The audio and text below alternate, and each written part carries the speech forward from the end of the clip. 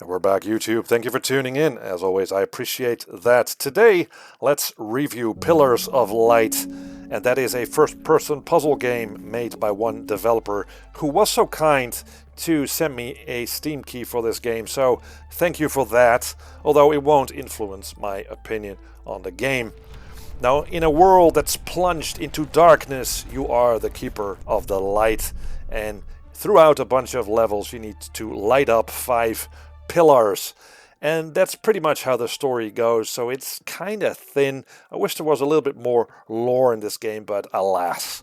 Although not very detailed, these levels do look very different, by the way. There's a jungle level, a sewers level, a volcano level, and you need to solve puzzles within them. Throughout the levels, there are quite some nice little tunes, some good music, piano music. I mean, it's really nice to have some chill music as you are trying to figure out these puzzles.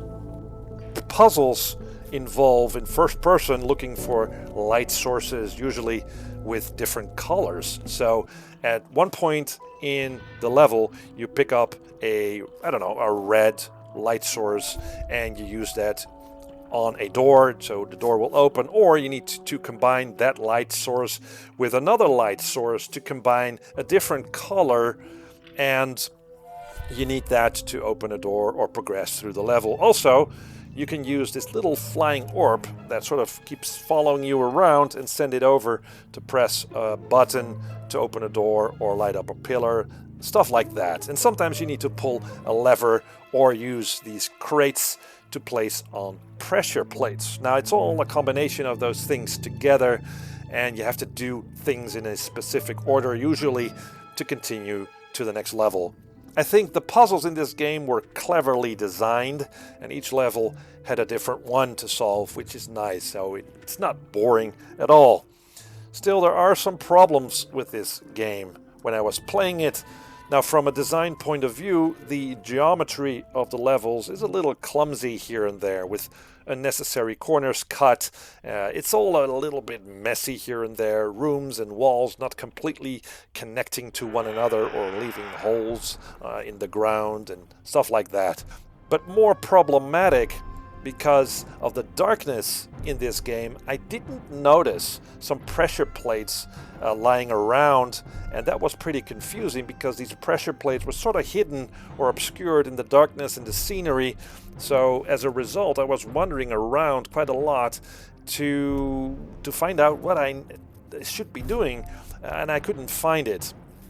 Now, there was a time when the level didn't end and I couldn't exit the level and progress, so I had to contact the developer who fixed the problem within the hour, it must be said, but it was uncomfortable nevertheless. At one point I got stuck when I went into a room and the door closed behind me. Obviously I should not have gone into the room, and I couldn't exit it, so I had to reload a checkpoint.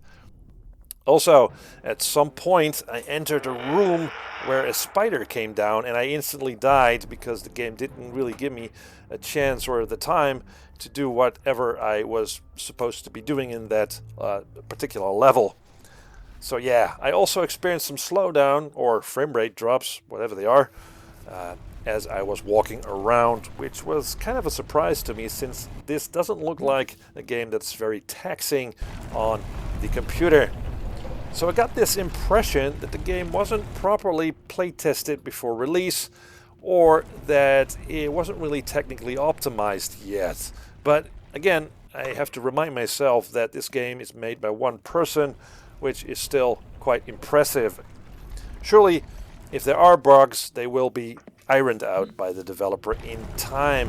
I had some fun here because of the original puzzles, but it was a pretty rough and flawed experience overall. When some time has passed, this one I think is worth picking up, but let the whole thing be a little bit more optimized, and it needs a little bit more work, a lick of paint here and there, that sort of thing, and yeah, I think things should be okay for this one. But again, that is just what I think of Pillars of Light. Let me know what you think in the comment section below, and hope to see you soon.